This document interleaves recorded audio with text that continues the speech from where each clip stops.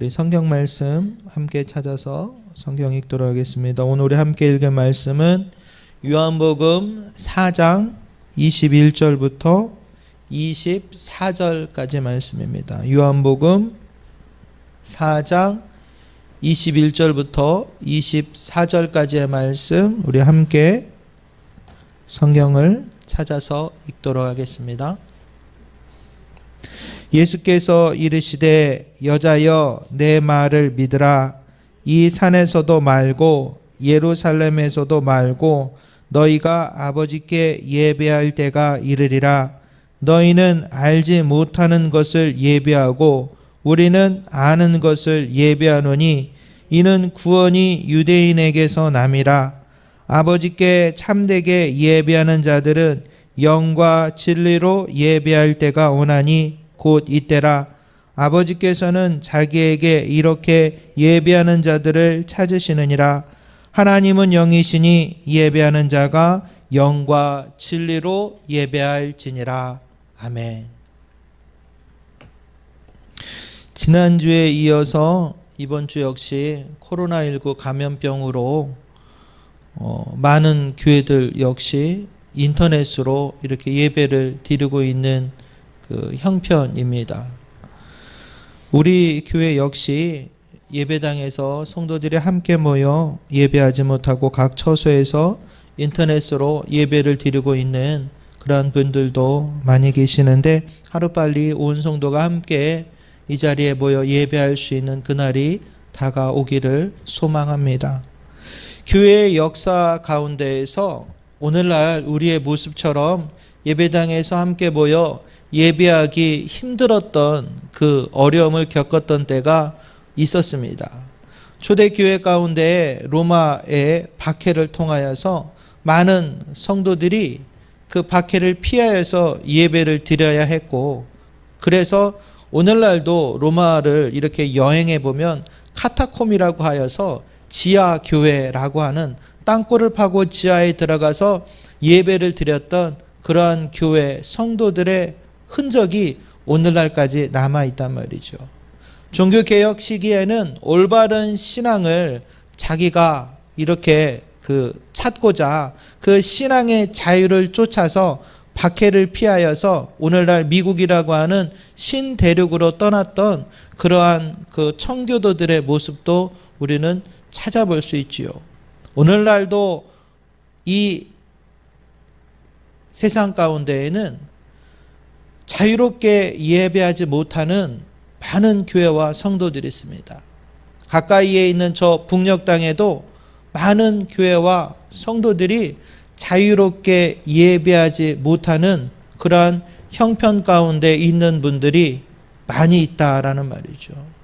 이렇게 힘들고 어려운 시기를 우리가 겪게 될 때에 우리에게는 그 신앙의 소중함과 그리고 하나님께서 우리가 예배할 수 있는 이 처소를 허락해 주셨다라는 사실에 한 번 더 감사할 수 있는 마음을 갖게 되는 것 같습니다. 아마도 이 땅 가운데 있는 많은 교회와 성도들이 지난주 이번 주를 이렇게 겪어가면서 예배당에서 모여 예배하는 것이 얼마나 소중한 것인지를 또 깨닫는 시간이 될 때에 다음에 우리가 다시 모여 예배하는 그 예배가 더욱더 큰 감동과 감격 가운데 예배할 수 있는 그러한 모습으로 더 전화위복될 수 있는 모습이 될 줄 믿습니다.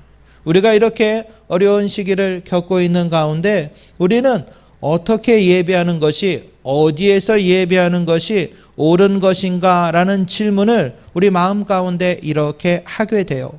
오늘 우리가 함께 읽은 요한복음 4장에 보면 사마리아 여인이 예수님께 질문을 합니다. 어디에서 예배하는 것이 옳은 것인가요? 이 여인이 예수님께 어디에서 예배하는 것이 옳은 예배입니까? 바르게 예배하는 겁니까? 라고 질문을 하는 데에는 이유가 있었어요. 그 사마리아 여인, 그들의 풍습 가운데에는 자기들이 그리심산에 있는 성전에서 예배하는 것이 옳다라는 전통이 있었기 때문이지요. 그 전통이 세워졌던 그 이유는 그 오랜 역사 가운데 그러한 모습이 형성되었습니다. 이 남유다와 북이스라엘이 멸망하게 되는 거예요. 그래서 남유다가 바벨론에 멸망하고 이렇게 쫓겨가고 북이스라엘이 멸망한 다음에 그 사마리아 지역 가운데 이주민들이 들어오게 되고 그곳에 이제 사람들이 정착하여서 살기 시작합니다. 바벨론에 잡혀갔던 유대인들은 성전 없이 예배를 드려야 했기에 그들은 안식일마다 회당이라는 곳에 모여서 하나님의 말씀을 나누기 시작했어요. 그래서 그 시기에는 회당 중심의 예배가 드려졌습니다. 그랬던 이 유대인들이 에스라와 느헤미야를 통하여서 다시 예루살렘에 돌아오게 되고 그 성전이 회복될 때에 사마리아인들이 그 성전 건설에 돕겠다라는 손길을 이렇게 반대하죠. 그 이유는 우리가 에스라, 느헤미야 성경을 보면 그 원인을 알 수가 있습니다. 하나님 앞에 온전히 예배의 회복, 신앙 공동체의 회복을 위하여서 그 성전 건축하기를 힘썼던 그 모습과는 달리 그렇지 않은 그 마음을, 그렇지 않은 이유 때문에 그들의 돕는 손길을 거절하게 됩니다. 그래서 그들은 사마리아인들이 우리가 신명기 27장 말씀에 근거하여 에볼산과 그리심산에 하나님께서 이 모세에게 말씀해 주신 그 말씀에 근거하여서 축복의 산이라고 하는 그리심산에 성전을 세운 거예요. 그래서 이 사마리아인들은 모세 오경만이 온전한 성경이다라는 그 신앙관을 가지고 그리심산에 성전을 세우고 거기에서 예배 드리는 것이 옳은 예배다라고 자신들의 전통을 만들어가기 시작했죠. 또한 유대인들은 이제 예루살렘에 다윗이 성전을 짓고 그곳에 예루살렘 성전을 통하여서 다윗에게 약속하신 다윗의 언약에 근거하여 하나님께서 너희가 이곳에서 하는 기도에 내가 귀를 기울일 것이고 이곳에서 하는 기도에 내가 응답하리라. 다윗의 씨로 말미암아 이스라엘 가운데 이제 무너지지 않는 왕조를 세우겠다라고 한 말씀에 근거하여 예루살렘 성전에서 예배하는 것이 온전한 것이다 라고 주장했습니다. 그래서 이 유대와 사마리아의 두 전통 가운데 드려지는 예배가 이 사마리아 여인의 입술을 통하여 그리심산에서 예배하는 것이 옳은 겁니까? 예루살렘 성에서 예배하는 것이 옳은 겁니까? 라는 질문으로 나타나게 됐던 거죠. 그런데 우리는 이 질문 가운데서 먼저 그 의미를 살펴보아야 될 것이 있어요. 이 여인이 왜 예수님에게 이 질문을 했을까요? 이 여인은 참고로 어떤 여인이었나요? 사마리아 우물가에 물을 깃기 위하여서 우물가에 왔다가 예수님을 만난 여인이었잖아요. 예수님과 만나서 이 여인이 예수님과 나눴던 이야기가 뭐였어요? 맨 처음에는 마르지 않는 생수를 내가 먹을 수 있을 거다라고 이야기를 하시죠. 너희가 이 물을 먹으면 다시 목마르려니와 내가 주는 물을 먹을 때에는 너희가 다시는 목마르지 않을 거다라는 그 말씀을 이 여인이 들은 거예요. 그리고 나서 이제 예수님은 이 여인에게 무엇을 또 질문을 합니까? 내 남편이 어디 있느냐라고 질문을 하죠. 근데 이 여인의 대답이 무엇이었어요? 내가 이전에 5명의 남편이 있었고 지금도 남편이 있지만 그도 역시 내 남편이 아닙니다. 남편이다 라는 고백을 못한다는 거죠. 이렇게 이 여인은 예수님과 만남을 통하여서 그 물에 대한 문제 그리고 남편에 대한 문제에 대하여서 예수님에게 말씀을 듣는 거예요. 물에 대한 문제가 무엇겠어요? 우리가 우리의 삶 가운데 이 말씀을 정해보자면 물이라는 것은 우리의 삶 가운데 없어서는 안 될 필수 불가결한 요소일 겁니다. 여러분의 삶 가운데 없어서는 안 될 것이 무엇이 있나요? 우리가 먹고 사는데 정말 없어서는 안 될 것이라고 하는 것들이 있잖아요. 오늘날 이 땅 가운데 이 코로나19 감염병으로 많은 사람들이 고통을 겪고 있지 않습니까? 오늘 아침에도 교회에 오다 보니까 마스크를 사기 위하여서 약국 앞에 줄 서 있는 사람들을 보게 돼요. 마스크의 문제, 먹고 사는 문제, 여러 가지 문제들이 우리가 살아가는 데 있어서 없어서는 안 될 큰 의미로 문제로 우리 앞에 다가온단 말이죠. 그러면 그 문제를 해결할 수 있는 열쇠가 어디에 있을까요? 사마리아 여인은 그 물에 대한 문제를 해결하기 위하여서 다른 사람들이 왕래하지 않는 그 대낮에 물을 기르러 왔다가 예수님을 만나게 된 거예요. 예수님을 만나게 돼서 그 물에 대해서 다시는 목마르지 아니한 물을, 생수를 얻게 되는 방법을 그가 깨닫게 됐을 때에 그의 문제는 해결되는 것을 보게 됩니다. 또한 동시에 그가 남편에 대한 문제가 예수님의 말씀을 통하여서 해결되는 모습을 보게 돼요. 남편에 대한 문제는 뭘까요? 그 당시 여인에게 있어서 마음 가운데 가장 위로와 안정을 취할 수 있는 바로 대상이 남편일 겁니다. 남편이 없는 여인은 예전이나 지금이나 불안하기 짝이 없고 안정할 수 없는 그러한 형편이겠지요. 그래서 이 여인은 자신의 평안과 안녕을 위하여서 남편을 찾았던 거예요. 그런데 그 찾았던 남편이 자기에게 평안을 줄 수 없었던 거죠. 우리가 세상 가운데 나의 마음 가운데 위로를 줄 수 있는, 평안을 줄 수 있는 것들을 우리는 늘 간구합니다. 그리고 이 사람이 내게 위로를 줄 수 있을까? 이것이 내게 평안을 줄 수 있을까? 그것에 마음을 두었다가 우리는 늘 기대한 만큼 실망할 때가 많이 있다라는 거죠. 어찌 보면 이 여인은 새로운 사람을 만날 때마다 이 사람이 내 마음 가운데 평안을 줄 수 있을까? 이 사람을 통하여서 내가 진정한 쉼을 얻을 수 있을까? 그러한 기대를 했을지도 몰라요. 그러나 그 기대는 그 사람의 만남과 헤어짐을 통하여서 그 기대가 다 부질없이 깨어져 가는 경험을 했을 겁니다. 이랬던 여인이 예수님을 만나고 나서 그의 마음 가운데 참된 평안을 얻게 누리게 될 때 그 여인의 입술에서 고백된 것이 뭐라고요? 예수님, 그러면 내가 어디에서 예배해야 됩니까? 이 질문을 드리게 됐던 거예요.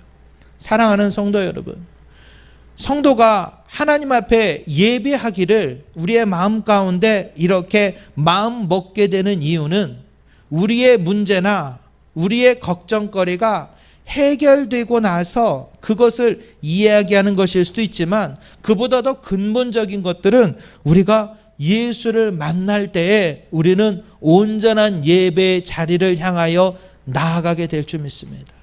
우리가 우리의 마음 가운데 여러 가지 문제들이 우리의 마음을 뺏는 문제들이 있잖아요. 오늘날 이 시기 가운데 이 환난의 여러 가지 상황들이 우리가 하나님 앞에 예배하고자 하는 그 마음을 늘 흔들리게 한단 말이죠. 지금 예배할 때냐? 지금 정신없는데 굳이 이렇게 힘들고 어려운 상황 가운데 뭘 예배한다고 그렇게 고집을 부리나, 이런 이야기를 어렵지 않게 들을 수 있어요.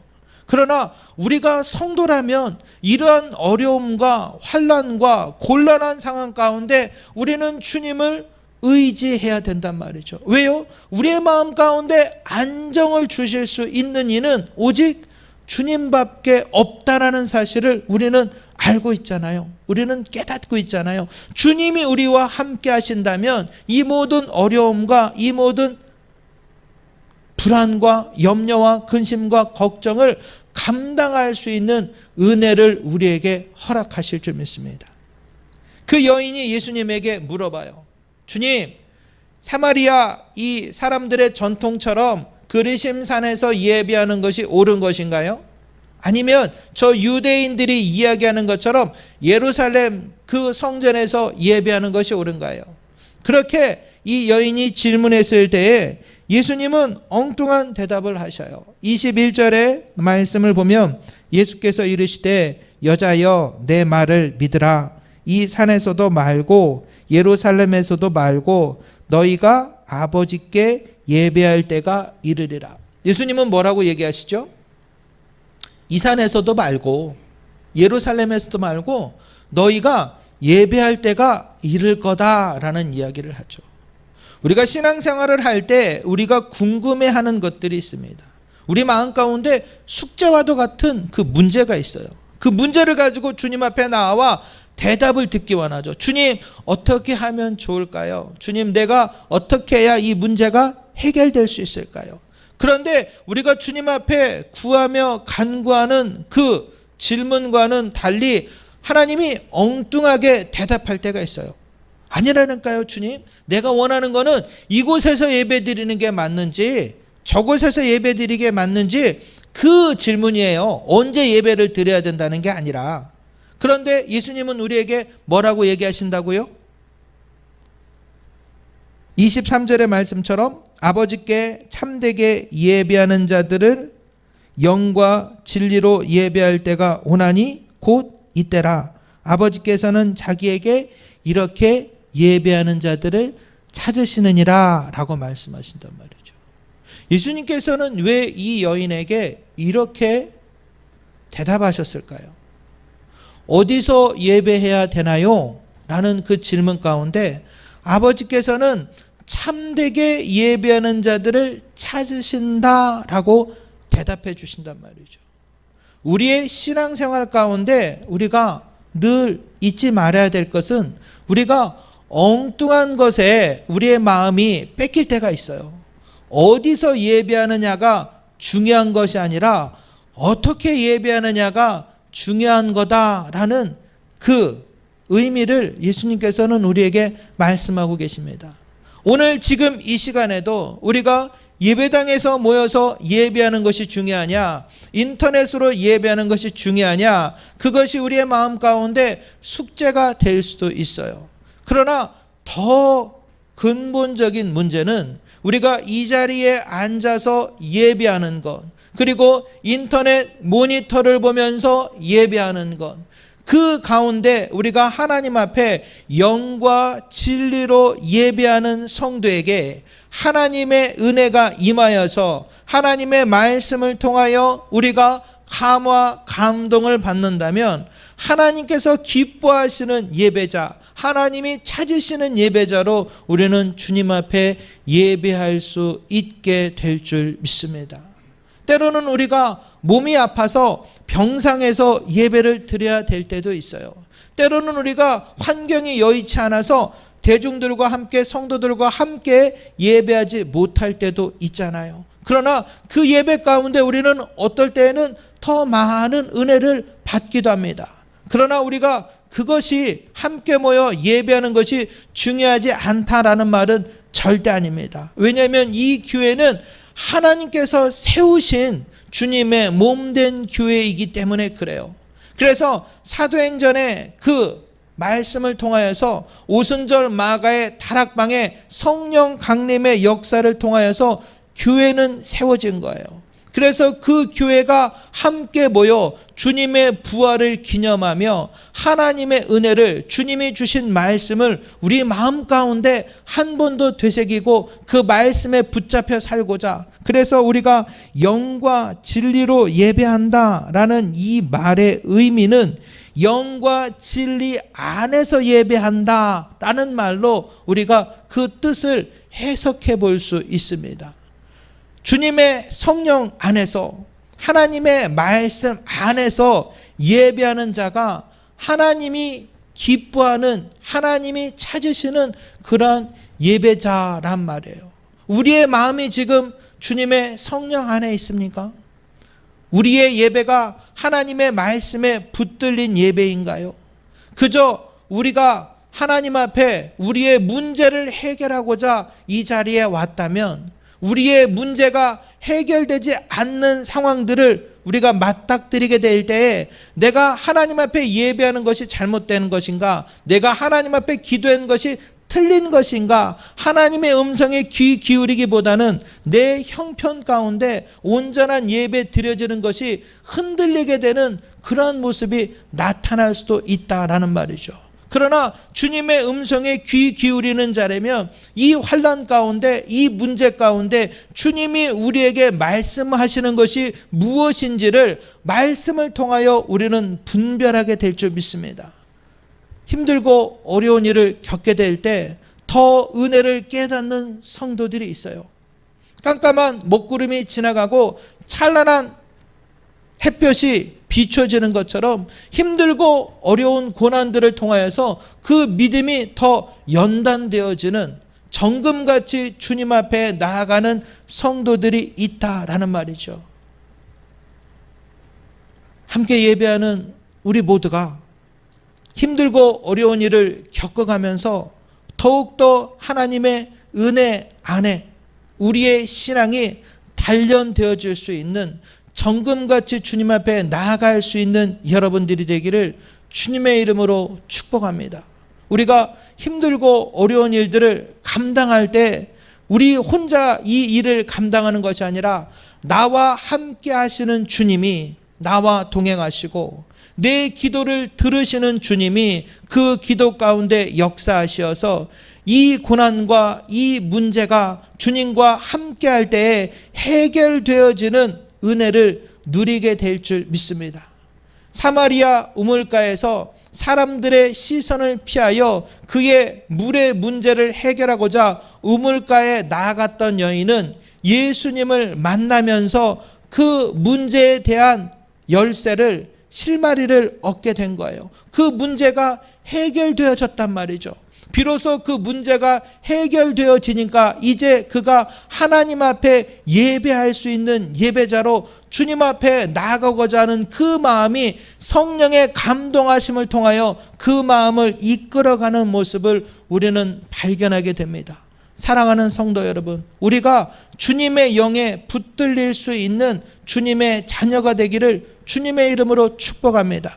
하나님의 말씀을 통하여 주님의 인도하심 가운데 붙들릴 수 있는 주님의 자녀가 되기를 축복합니다. 힘들고 어려운 상황과 환경 가운데 우리의 마음이 늘 무너지고 기대했던 만큼 실망하고 우리의 마음 가운데는 늘 안 된다, 어렵다, 힘들다라는 마음이 우리 마음을 꽉 묶고 있는 그 상황 가운데서 우리가 만난 주님은 우리에게 그 문제를 해결할 수 있는 은혜를 주실 것이고, 우리가 만난 주님은 그 문제에 대한 열쇠를 우리에게 허락해 주실 거예요. 때로는 우리가 힘들고 어려워서 아무것도 보이지 않는 그러한 형편 가운데 있을 때에 주님의 은혜가 한 줄기 빛처럼 우리에게 비춰질 때에 비로소 우리 앞에 있는 문제들이 하나하나 해결될 수 있는 역사를, 은혜를 우리는 감당하게 될 줄 믿습니다. 사랑하는 성도 여러분, 하루하루 우리가 주님의 은혜를 기억하며 주님 앞에 기도하여 간구할 때 우리는 이 힘든 시기를 감당하며 나아가게 될 줄 믿습니다. 온 성도가 마음을 모아 예수의 이름으로 함께 기도하여 간구할 때 주님은 돕는 손길을 허락하시어서 이 어려운 상황 가운데, 그 자리 가운데 하나님의 돕는 위로의 손길이 우리에게 임하게 될 줄 믿습니다. 이를 소망하며 이것을 마음에 바라며 하나님의 은혜 앞으로 나아갈 수 있는 성도가 되시기를 주님의 이름으로 축복합니다. 많은 사람들은 어디에서 어떻게 해야 이것이 해결될 수 있을까, 감당될 수 있을까, 마음 가운데 풀리지 않는 그 숙제를 가지고 살아가는 사람들이 많이 있을 거예요. 그러나 우리는 그 문제를 해결하는 것이 나에게 있는 것이 아니라, 내 지혜에 있는 것이 아니라, 내 능력에 있는 것이 아니라 내 안에 있는 주님으로 말미암아 그 문제가 해결될 수 있다라는 사실을 믿음으로 고백할 수 있는 성도가 되기를 주님의 이름으로 축복합니다. 힘들고 어려운 지경을 우리가 맞닥뜨리고 있을지라도 주님이 우리와 함께 하신다면 그 발걸음 하나하나를 지켜주시고 인도하시고 예배하시는 돕는 손길이 우리에게 베풀어질 줄 믿습니다. 38년 된 병자에게 주님 물으시죠. 내가 낫기를 원하느냐? 오늘 사마리아 우물가에서 여인을 만난 그 주님은 다시 한번 묻습니다. 내 남편이 어디 있느냐? 우리의 마음 가운데 풀리지 않는 그 숙제와도 같은 문제들이 우리가 주님을 만나게 된다면 주님의 음성을 통하여서 그 문제가 해결되어지는 은혜를 누리게 될 줄 믿습니다. 그 은혜를 받은 자들, 주님의 음성 가운데 그 은혜를 받은 자들은 주님 앞에 나와 영과 진리로 예배할 수가 있다라는 거죠. 주님 앞에 예배하는 그 성도들에게 주님은 다시금 말씀하실 겁니다. 성령의 감화 감동하심으로 우리에게 말씀하시는 주님의 음성이 이 한 주를 살아가는 우리에게 능력이 되고 소망이 되고 그 문제를 해결할 수 있는 돕는 손길이 되어지기를 주님의 이름으로 축복합니다. 24절의 말씀 우리가 잘 알고 있는 말씀이죠. 하나님은 영이시니 예배하는 자가 영과 진리로 예배할지니라. 우리는 예배 시간에 앞서 늘 이 말씀을 함께 고백합니다. 하나님은 영이시니 예배하는 자가 영과 진리로 예배할지니라.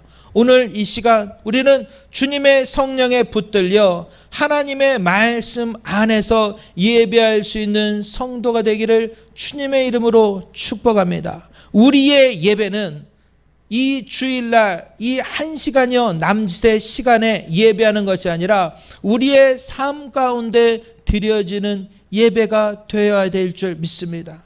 코로나 감염병으로 말미암아 많은 사람들의 마음이 위축되는 이때에 여러 가지 어려운 그 상황과 환경 가운데 우리의 삶의 현장이 하나님 앞에 예배하는 자리가 될 때에 하나님이 주시는 그 은혜 가운데 성령에 붙들려 하나님의 말씀을 붙잡고 살아가는 성도에게 그 모습들을 통하여 주님 앞에 온전한 예배가 회복되어질 줄 믿습니다. 하나님께서 받으시는 그 예배가 드려질 줄 믿습니다. 하나님 앞에 온전한 예배를 드리는 그 성도들 한 사람 한 사람을 통하여 하나님은 영광 받아주실 줄 믿습니다.